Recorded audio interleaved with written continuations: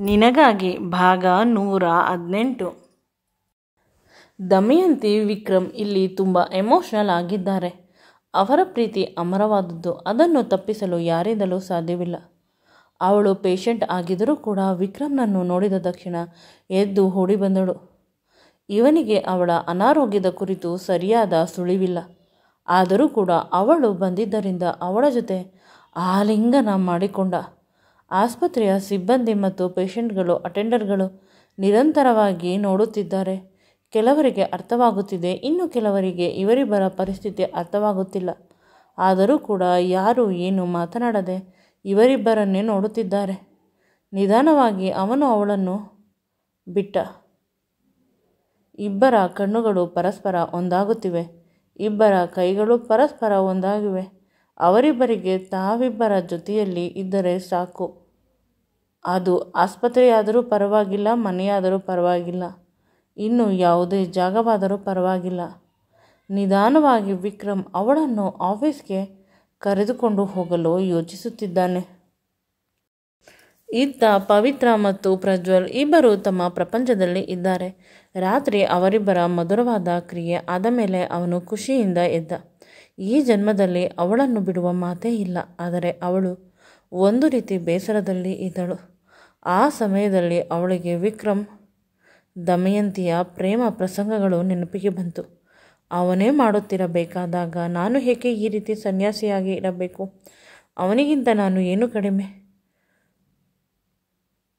ಅವನನ್ನು ಪ್ರೀತಿಸುವ ಹೆಂಡತಿ ಸಿಕ್ಕಿದ್ದಾಳೆ. ನನಗೆ ನನ್ನನ್ನು ಪ್ರೀತಿಸುವ ಗಂಡ ಸಿಕ್ಕಿದ್ದಾನೆ. ಬದುಕಿನಲ್ಲಿ ಪ್ರತಿಯೊಬ್ಬರೂ ಕೇಳಿಕೊಳ್ಳುವುದು ಇದೇ ಅಲ್ಲವೇ ಅಂತ ಅವರು ಯೋಚಿಸುತ್ತಿದ್ದಳು. ಆದರೂ ಕೂಡ ಮನಸ್ಸು ವಿಕ್ರಮ್ನನ್ನೇ ಬಯಸುತ್ತಿದೆ. ಬುದ್ಧಿ ಬೇಡ, ಅವನು ನಿನಗೆ ಸರಿಯಿಲ್ಲ. ಬೇರೆಯವರನ್ನು ಪ್ರೀತಿಸುವವನು ನಿನಗೆ ಏನು ಸುಖ ಕೊಡುತ್ತಾನೆ ಅಂತ ಅಂದರೆ ಹೃದಯ ಅವನ ಕಡೆ ಜಾಸ್ತಿ ವಾಲುತ್ತದೆ. ಈ ಹೃದಯಕ್ಕೆ ಕಡಿವಾಣ ಹಾಕಬೇಕು.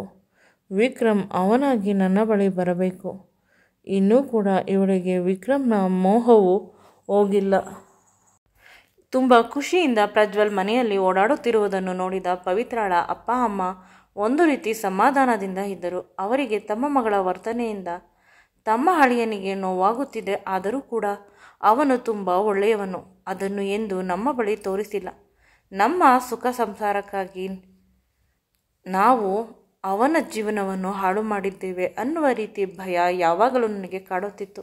ಆದರೆ ಈಗ ಎಲ್ಲ ಸರಿ ಹೋಯಿತಲ್ಲ ಅಂತ ಹೇಳಿದಾಗ ಪವಿತ್ರಳ ಅಪ್ಪ ಇನ್ನೂ ಸರಿ ಹೋಗಿಲ್ಲ, ಅವಳು ಅವನ ಜೊತೆ ಮಾತನಾಡುವುದಿಲ್ಲ, ನಾವು ಆ ರೀತಿ ಮಾಡಬೇಕು ಅಂತ ಹೇಳಿದಾಗ ಅವರ ಅಮ್ಮ ಏನು ಹೇಳಿ ನನ್ನ ಕೈಲಾದಷ್ಟು ಮಾಡುತ್ತೇನೆ ಅಂದರು. ಏನೂ ಇಲ್ಲ, ನಾವಿಬ್ಬರು ಇಂದು ಕೂಡ ಮನೆ ಬಿಟ್ಟು ಹೋಗಬೇಕು. ಅವರಿಬ್ಬರು ಇಬ್ಬರೇ ಇದ್ದರೆ ಕಿತ್ತಾಡಿಕೊಳ್ಳುತ್ತಾರೆ. ಸ್ವಲ್ಪ ಹೊತ್ತು ನಂತರ ಒಂದಾಗುತ್ತಾರೆ. ನೆನ್ನೆ ಆಗಿದ್ದರಲ್ಲ ಆ ಥರ. ಆಗ ಅವರ ಅಮ್ಮ ಸ್ವಲ್ಪ ಮುಜುಗರದಿಂದ ಗಂಡನನ್ನು ನೋಡಿದಳು. ಗಂಡ ತಲೆ ಬಗ್ಗಿಸಿ ಹೇಳಿದ ಈ ಮಾತುಗಳನ್ನು. ಹೌದು ಚಿನ್ನ, ಸರಿ ಹೋಗುತ್ತದೆ. ಬೆಂಕಿಯಲ್ಲಿರುವ ಬೆಣ್ಣೆ ಕರಗಿ ಹೋಗುತ್ತದೆ. ಎಷ್ಟು ಹೊತ್ತು ಅಂತ ಸುಮ್ಮನೆ ಇರುತ್ತದೆ? ಕೆಲವು ಬಾರಿ ಅವರಿಬ್ಬರು ಸೇರಿದರೆ ನಂತರ ಅವಳು ಅವನನ್ನು ಬಿಟ್ಟು ಹೋಗುವುದಿಲ್ಲ. ನಮ್ಮ ಮಗಳು ತುಂಬ ಆನೆಸ್ಟ್ ಅಂತ ನಿನಗೆ ಗೊತ್ತಲ್ಲವೇ? ಒಂದು ಬಾರಿ ವಿಕ್ರಮ್ ನನ್ನು ನೋಡಿ ಪ್ರೀತಿ ಆಯಿತು ಅಂತ ಅವನು ಬೇಡ ಅಂದರೂ ಅವನ ಹಿಂದೆ ಹೋಗುತ್ತಾಳೆ. ಅಂತಹುದರಲ್ಲಿ ಎಷ್ಟೊಂದು ಪ್ರೀತಿಸುವ ಗಂಡ ಸಿಕ್ಕಿದ್ದಾನೆ. ಇವಳನ್ನು ಬಿಟ್ಟು ಪ್ರಪಂಚದ ಎಲ್ಲ ಹೆಣ್ಣು ಮಕ್ಕಳು ಅಕ್ಕ ತಂಗಿಯರು ಅನ್ನುವ ರೀತಿ ಇದ್ದಾನೆ. ಅವನ ಪ್ರೀತಿ ದೊಡ್ಡದು ಅಲ್ಲವೇ? ಅವನ ಪ್ರೀತಿಗೆ ಅವಳು ಕರಗುತ್ತಾಳೆ. ಸ್ವಲ್ಪ ನಿಧಾನವಾಗಬಹುದು, ಇಲ್ಲವಾದರೆ ತನ್ನನ್ನು ತಾನು ಅರ್ಪಿಸಿಕೊಳ್ಳುತ್ತಿದ್ದಾಳ ಅಂತ ಇಬ್ಬರು ಮಾತನಾಡಿಕೊಳ್ಳುತ್ತಾರೆ. ಈ ಮಾತುಗಳನ್ನು ಪ್ರಜ್ವಲ್ ಕೇಳಿಸಿಕೊಂಡು ಖುಷಿಯಿಂದ ಮನಸ್ಸಿನಲ್ಲಿ ಕುಣಿದಾಡುತ್ತಿರುತ್ತಾನೆ. ಅವನು ಏನು ತಿಳಿದಿಲ್ಲವೇನೋ ಅನ್ನುವ ರೀತಿ ಹೋಗುತ್ತಾನೆ ರೂಮಿಗೆ. ಹೋದ ನಂತರ ತನ್ನ ಮುದ್ದಾದ ಹೆಂಡತಿ ಕಿಟಕಿಯನ್ನು ನೋಡಿಕೊಂಡು ಮಲಗಿರುತ್ತಾಳೆ. ಅವನಿಗೆ ಗೊತ್ತು ಅವಳ ಪರಿಸ್ಥಿತಿ. ವಿಕ್ರಮ್ಗೆ ಮೋಸ ಮಾಡಿದೆ ಅನ್ನುವ ರೀತಿ ಯೋಚನೆ ಮಾಡುತ್ತಿರುವುದು. ಇವಳನ್ನು ಸರಿದಾರಿಗೆ ಹೇಗೆ ತರುವುದು? ಸ್ವಲ್ಪ ಹೊತ್ತು ಯೋಚಿಸಿ ನಂತರ ಕಿಚನ್ಗೆ ಹೋದ. ಕಿಚನ್ಗೆ ಹೋಗಿ ಅವಳಿಗೆ ಇಷ್ಟವಿರುವ ಮ್ಯಾಗಿಯನ್ನು ಮಾಡಿ ತಂದ. ಅದರ ಜೊತೆಗೆ ಅವಳು ಇಷ್ಟಪಡುವ ಐಸ್ ಕ್ರೀಮನ್ನು ಕೂಡ ತಂದ. ಎರಡನ್ನೂ ನೋಡಿದ ತಕ್ಷಣ ಅವಳ ಮೂಡು ಸರಿ ಹೋಗುತ್ತದೆ ಅಂತ ಯೋಚಿಸುತ್ತಿದ್ದ. ಅದೇ ರೀತಿ ಆಯಿತು. ಅವನು ರೂಮಿಗೆ ಹೋದ ತಕ್ಷಣ ಮೊದಲು ನೋಡದೇ ಇದ್ದವಳು ಮ್ಯಾಗಿಯ ಪರಿಮಳ ಮೂಗಿಗೆ ಬಿದ್ದ ತಕ್ಷಣ ಅವಳ ಗಮನ ಅವನು ತಂದಿದ್ದ ಮ್ಯಾಗಿ ಕಡೆ ಬಂತು. ನಂತರ ಅದರ ಜೊತೆಗೆ ಐಸ್ ಕ್ರೀಮನ್ನು ಕೂಡ ನೋಡಿದಳು. ಇನ್ನು ಅವನ ಜೊತೆ ಕೋಪ ಮಾಡಿಕೊಳ್ಳುವುದು ಸರಿಯಿಲ್ಲ ಅಂತ ಅಂದುಕೊಂಡು ಅವನು ತಂದಿರುವ ತಿಂಡಿಯನ್ನು ತೆಗೆದುಕೊಳ್ಳಲು ಹೋಗುತ್ತಿದ್ದಳು. ಅಷ್ಟರಲ್ಲಿ ರಾತ್ರಿ ಆಗಿದ್ದು ನೆನಪಿಗೆ ಬಂದು ಸುಮ್ಮನಾದಳು. ನಂತರ ಪ್ರಜ್ವಲ್, ಇನ್ನು 5 ನಿಮಿಷದಲ್ಲಿ ಯಾರಾದರೂ ಬಂದಿಲ್ಲವಾದರೆ ನಾನು ಇದನ್ನು ತೆಗೆದುಕೊಂಡು ತಿನ್ನುತ್ತೇನೆ. ಯಾವುದೇ ಕಾರಣಕ್ಕೂ ನಾನು ಇದನ್ನು ಕೊಡುವುದಿಲ್ಲ. ಅವನ ಮಾತು ಕೇಳಿದ ತಕ್ಷಣ ಅವಳ ಹೃದಯದಲ್ಲಿ ಯಾರೋ ಚುಚ್ಚಿದಂತೆ ಭಾಸವಾಯಿತು. ಐಸ್ ಕ್ರೀಮ್ ಮ್ಯಾಗಿ ಅಂದರೆ ಅವಳಿಗೆ ಚಿಕ್ಕಂದಿನಿಂದ ತುಂಬ ಇಷ್ಟ. ಅವರ ಅಮ್ಮನ ಜೊತೆ ಜಗಳ ಮಾಡಿಕೊಂಡು ಎಷ್ಟೋ ಸಲ ಅಮ್ಮ ಮಾಡಿದ್ದು ತಿನ್ನುತ್ತಿರಲಿಲ್ಲ. ಮ್ಯಾಗಿಯನ್ನು ಮಾಡಿ ತಿನ್ನುತ್ತಿದ್ದಳು. ಹೊಟ್ಟೆ ಹಸಿವು ಅಲ್ಲಿ ಯಾವಾಗಲೂ ತಿನ್ನುತ್ತಾ ಇದ್ದಿದ್ದರಿಂದ ಮ್ಯಾಗಿಯ ಟೇಸ್ಟ್ ದುಪ್ಪಟ್ಟಾಗುತ್ತಿತ್ತು.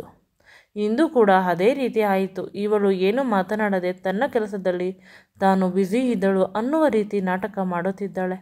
ಅಷ್ಟರಲ್ಲಿ ಅವರ ಅಮ್ಮ ಫೋನ್ ಮಾಡಿ ಹೇಳುತ್ತಾರೆ, ನಾನು ಮತ್ತು ನಿಮ್ಮ ಅಪ್ಪ ಹೊರಗೆ ಕೆಲಸವಿದೆ ಹೋಗುತ್ತೇವೆ ಅಂತ. ಆಗ ಅಮ್ಮ, ನನ್ನನ್ನು ಬಿಟ್ಟು ಏಕೆ ಹೊರಗೆ ಹೋಗುತ್ತೀರಾ ಪ್ರತಿದಿನ ಅಂತ ಹೇಳಿದಾಗ, ನಿಮ್ಮ ಚಿಕ್ಕಪ್ಪನ ಮಗಳ ಮದುವೆಯ ಶಾಪಿಂಗ್ ಇದೆ. ನೀನಂತೂ ಮಧ್ಯರಾತ್ರಿ ಮದುವೆ ಆಗಿಬಿಟ್ಟೆ. ಎಲ್ಲ ಹೆಣ್ಣು ಮಕ್ಕಳು ಅದೇ ರೀತಿ ಮದುವೆ ಆಗುತ್ತಾರಾ ಅನ್ನುವ ಮಾತುಗಳನ್ನು ಕೇಳಿ ಪವಿತ್ರಾಳಿಗೆ ಯಾರೋ ಚುಚ್ಚಿದಂತೆ ಆಯಿತು. ತುಂಬ ದುಃಖವಾಗಿ ಅವಳೇ ಫೋನನ್ನು ಕಟ್ ಮಾಡಿದಳು. ಅಪ್ಪ ಅಮ್ಮನ ಮುಖವನ್ನು ಸದ್ಯದಲ್ಲಿ ಅವಳು ಒಂದು ದಿನವಾದರೂ ನೋಡುವುದಿಲ್ಲ. ಇನ್ನು ಅವರ ಬಗ್ಗೆ ಯೋಚನೆ ಕೂಡ ಮಾಡುವುದಿಲ್ಲ. ಈ ಪರಿಸ್ಥಿತಿ ಬರಲಿ ಅಂತ ಅವರ ಅಮ್ಮ ಆ ರೀತಿ ಕಟುವಾಗಿ ಮಾತನಾಡಿದ್ದು. ಕೊನೆ ಪಕ್ಷ ಪ್ರಜ್ವಲ್ ತುಂಬ ಒಳ್ಳೆಯವನು. ಅವನ ಕಡೆ ಅವಳ ಮನಸ್ಸು ಹೋಗಲಿ ಅಂತ ರೂಮ್ ಅಟ್ಯಾಚ್ ಬಾತ್ರೂಮ್ ಇರುವುದರಿಂದ ಅವರಿಬ್ಬರ ರೂಮನ್ನು ಅವರ ಅಪ್ಪ ಅಮ್ಮ ತುಂಬ ನಿಧಾನವಾಗಿ ಲಾಕ್ ಮಾಡಿ ಹೋದರು. ಹೊರಗೆ ಮನೆಯನ್ನು ಕೂಡ ಲಾಕ್ ಮಾಡಿಕೊಂಡು ಹೋದರು. ಅವರ ಉದ್ದೇಶ ಮಗಳು ಯಾವುದೇ ಕಾರಣಕ್ಕೂ ಅಳಿಯನಿಂದ ದೂರವಾಗಬಾರದು ಅನ್ನುವುದು ಅಷ್ಟೇ. ಕೋಪದಿಂದ ಅವಳು ಹೊರಗೆ ಬಂದರೆ ಪ್ರಜ್ವಲ್ ಯಾವುದೇ ಕಾರಣಕ್ಕೂ ಕೂಡ ಅವಳನ್ನು ಬಲವಂತ ಮಾಡುವುದಿಲ್ಲ. ಇಬ್ಬರು ಒಂದೇ ರೂಮಿನಲ್ಲಿ ಇದ್ದರೆ ಏನಾದರೂ ನಡೆಯಬಹುದು ಅನ್ನುವುದು. ಹೆಣ್ಣು ಮಕ್ಕಳ ಅಪ್ಪ ಅಮ್ಮ ಆಗಿ ಅವರಿಬ್ಬರು ತುಂಬ ಕಷ್ಟಪಡುತ್ತಿದ್ದಾರೆ. ಈ ಕಷ್ಟ ಯಾರಿಗೂ ಬೇಡ ಅಂತ ನೋಡಿದವರಿಗೆ ಅನಿಸುತ್ತದೆ. ಅವಳು ಕೋಪ ಮಾಡಿಕೊಂಡು ಕಿಟಕಿ ಕಡೆ ನೋಡುತ್ತಿದ್ದಾಳೆ. ಅವನಿಗೆ ಇವಳ ಹಸಿವು ಅರ್ಥವಾಗಿದೆ. ಅವಳು ತಿನ್ನಲಿ ಅಂತ ಇವನು ಬಾತ್ರೂಮ್ಗೆ ಹೊರಟು ಹೋಗುತ್ತಾನೆ. ಅವನು ಹೋದ ತಕ್ಷಣ ಇವಳಿಗೆ ಖುಷಿಯಾಗಿ ಓಡಿ ಹೋಗಿ ಅಲ್ಲಿದ್ದ ಐಸ್ ಕ್ರೀಮ್ ಮತ್ತು ಮ್ಯಾಗಿ ಎರಡನ್ನೂ ತೆಗೆದುಕೊಂಡು ಹೋಗಿ ನಿಧಾನವಾಗಿ ತಿನ್ನುತ್ತಿರುತ್ತಾಳೆ. ಅವನು ಬಾತ್ರೂಮ್ ಸರಿಯಾಗಿ ಲಾಕ್ ಮಾಡಿರುವುದಿಲ್ಲ. ಅಲ್ಲಿಂದ ದೂರದಿಂದ ನೋಡುತ್ತಿರುತ್ತಾನೆ. ಅವಳು ತಿನ್ನಬೇಕಾದಾಗ ಒಂದು ರೀತಿ ಖುಷಿಯಿಂದ ಇರುವುದನ್ನು ನೋಡಿ ಅವನಿಗೆ ತುಂಬ ಸಂತೋಷವಾಗುತ್ತದೆ. ಅವಳು ತಿನ್ನುವವರೆಗೂ ಕೂಡ ಅವನು ಏನೂ ಮಾಡಲಿಲ್ಲ. ಏಕೆಂದರೆ ನಿನ್ನೆ ಅವಳು ಸರಿಯಾಗಿ ಊಟ ಮಾಡಿಲ್ಲ. ನನ್ನ ಜೊತೆ ಬೇಸರ ಮಾಡಿಕೊಂಡು ನನ್ನಿಂದ ಆದ ತಪ್ಪಿಗೆ ನನ್ನಿಂದ ಪರಿಹಾರ ಸಿಗಬೇಕು. ಅವಳು ಊಟ ಮಾಡುತ್ತಾ ಸಮಾಧಾನವಾಗಿ ಇದ್ದಿದ್ದನ್ನು ನೋಡಿ ಇವನಿಗೆ ಖುಷಿಯಾಗುತ್ತಿತ್ತು. ನನ್ನವಳು ಎಷ್ಟು ಚೆನ್ನಾಗಿದ್ದಾಳೆ, ತಿನ್ನಬೇಕಾದಾಗಲೂ ಎಷ್ಟು ಮುದ್ದಾಗಿ. ಅವಳನ್ನು ಕಿತ್ತು ತಿನ್ನಬೇಕು ಅಂತ ಇವನಿಗೆ ಅನಿಸುತ್ತಿದೆ. ಅಷ್ಟರಲ್ಲಿ ಅವಳು ತಿನ್ನಬೇಕಾದ ಪದಾರ್ಥವನ್ನು ಅವಳ ಬಟ್ಟೆಯ ಮೇಲೆ ಮಾಡಿಕೊಂಡು ಐಸ್ ಕ್ರೀಮ್ ಎಲ್ಲ ಅವಳ ಕತ್ತು ಎದೆಯ ಮೇಲೆ ಚೆಲ್ಲಿತ್ತು. ಮೊದಲು ಇವನಿಗೆ ಬೇಸರವಾಯಿತು. ಆನಂತರ ಅದನ್ನು ಕ್ಲೀನ್ ಮಾಡಲು ಯೋಚಿಸುತ್ತಿದ್ದ. ಅವಳು ತನ್ನ ದೇಹದ ಮೇಲೆ ಬಿದ್ದಿದ್ದ ಐಸ್ ಕ್ರೀಮನ್ನು ಸರಿ ಮಾಡುತ್ತಿದ್ದಳು. ಆದರೆ ಅವಳ ತುಟಿಗಳ ಮೇಲೆ ಬಿದ್ದಿದ್ದನ್ನು ಸರಿ ಮಾಡಲಿಲ್ಲ. ಇವನು ಅವಳ ಬಳಿ ಹೋಗಿ ಅವಳ ತುಟಿಗಳ ಮೇಲೆ ಕೈಯನ್ನು ಹಾಕಿದ. ಅವಳು ತುಂಬ ಆಶ್ಚರ್ಯವಾಗಿ ನೋಡುತ್ತಿದ್ದಳು. ನಂತರ ಅವನು ತನ್ನ ತುಟಿಗಳಿಂದ ಅವಳ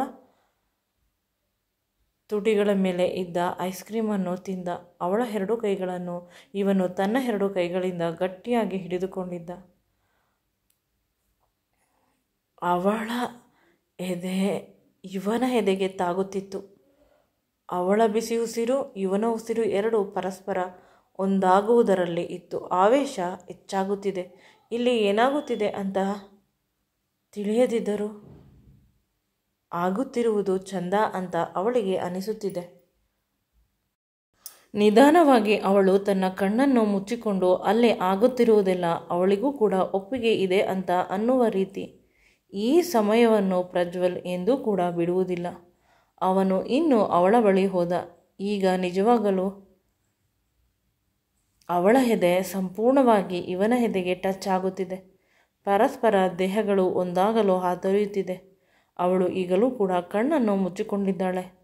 ಪ್ರಜ್ವಲ್ ಅವರನ್ನು ಗಟ್ಟಿಯಾಗಿ ತಬ್ಬಿಕೊಂಡು ಅವಳ ಹಣೆ ಕೆನ್ನೆ ತುಟಿಗಳಿಗೆ ನಿರಂತರವಾಗಿ ಮುತ್ತನ್ನು ಕೊಡಲು ಆರಂಭಿಸಿದ. ಇಬ್ಬರ ತುಟಿಗಳು ಚೆಲ್ಲಾಟವಾಡುತ್ತಿವೆ. ಇವನ ಬಾಯಲ್ಲಿ ಇರುವ ಎಂಜಲು ಅವಳ ಬಾಯಿಗೆ ಹೋಗುತ್ತಿದೆ. ಅವಳ ಬಾಯಲ್ಲಿ ಇರುವ ಎಂಜಲು ಇವನ ಬಾಯಿಗೆ ಬರುತ್ತಿದೆ. ಇವನು ಎಂದೂ ಕೂಡ ಅಂದುಕೊಂಡಿರಲಿಲ್ಲ ಅವಳು ಇಷ್ಟೊಂದು ನನಗೆ ಹತ್ತಿರವಾಗುತ್ತಾಳೆ, ನಾವಿಬ್ಬರು ನಮ್ಮ ಸರ್ವಸ್ವವನ್ನು ಅರ್ಪಿಸಿಕೊಳ್ಳುತ್ತೇವೆ ಅಂತ. ಈ ಕ್ಷಣ ತುಂಬ ಸುಂದರವಾಗಿದೆ ಇವರ ಪಾಲಿಗೆ. ಅವಳಿಗೆ ಏನೂ ಅರ್ಥವಾಗುತ್ತಿಲ್ಲ, ಆದರೂ ಕೂಡ ಆ ಕ್ಷಣವನ್ನು ಅನುಭವಿಸುತ್ತಿದ್ದಾಳೆ. ಅವನನ್ನು ದೂರ ತಳ್ಳಬೇಕು ಅಂತ ಅನಿಸಿದರೂ ಕೂಡ ಮನಸ್ಸಿಗೆ ಕೈಗಳು ಬರುತ್ತಿಲ್ಲ ದೂರ ತಳ್ಳಲು. ಪ್ರಜ್ವಲ್ಗೆ ಇವಳು ಸ್ವಲ್ಪ ಬಿಟ್ಟರೆ ಸಾಕು ಅವಳನ್ನು ಸಂಪೂರ್ಣವಾಗಿ ಆಕ್ರಮಿಸಲು ಪರದಾಡುತ್ತಿದ್ದಾನೆ. ಅವಳದೆಲ್ಲವನ್ನು ಪ್ರತಿಕ್ಷಣ ಅವಳನ್ನು ತನ್ನೊಳಗೆ ಮಾಡಿಕೊಳ್ಳಬೇಕು ಅನ್ನುವುದು ಅವನ ಉದ್ದೇಶ. ಇವಳು ಈಗ ವಿಕ್ರಮ್ನನ್ನು ಎಷ್ಟು ಪ್ರೀತಿ ಮಾಡುತ್ತಾಳೆ ಅದಕ್ಕಿಂತ ಹೆಚ್ಚಾಗಿ ನನ್ನನ್ನು ಪ್ರೀತಿ ಮಾಡಬೇಕು, ನನ್ನವಳಾಗಬೇಕು. ಯಾವಾಗ ಇವಳು ನನ್ನವಳಾಗುತ್ತಾಳೆ ಇವಳ ದೇಹ ಸಂಪೂರ್ಣವಾಗಿ ನನ್ನ ಪಾಲಿಗೆ ಸಿಗುತ್ತದೆ, ಅದೇ ರೀತಿ ಅವಳ ಮನಸ್ಸು ಕೂಡ ನನ್ನದಾಗಬೇಕು ಅಂತ. ಪ್ರಜ್ವಲ್ ಅವಳನ್ನು ತುಂಬ ಮೃದುವಾಗಿ ಕೋಮಲವಾಗಿ ಪ್ರೀತಿಯಿಂದ ಮುದ್ದಾಡುತ್ತಿದ್ದಾನೆ. ಆ ಮುದ್ದಾಟದಲ್ಲಿ ಅವಳ ಮೇಲೆ ಇರುವ ಗೌರವ ಅವಳಿಗೆ ನಿಧಾನವಾಗಿ ಅರ್ಥವಾಗುತ್ತಿದೆ. ಒಂದು ಹುಡುಗ, ಅದು ಗಂಡ ಆದವನು, ತನಗೆ ಇಷ್ಟೊಂದು ಗೌರವ ಕೊಡುತ್ತಿರುವುದು ಅವಳಿಗೆ ಹೆಚ್ಚು ಅಂತ ಅನಿಸುತ್ತಿದೆ.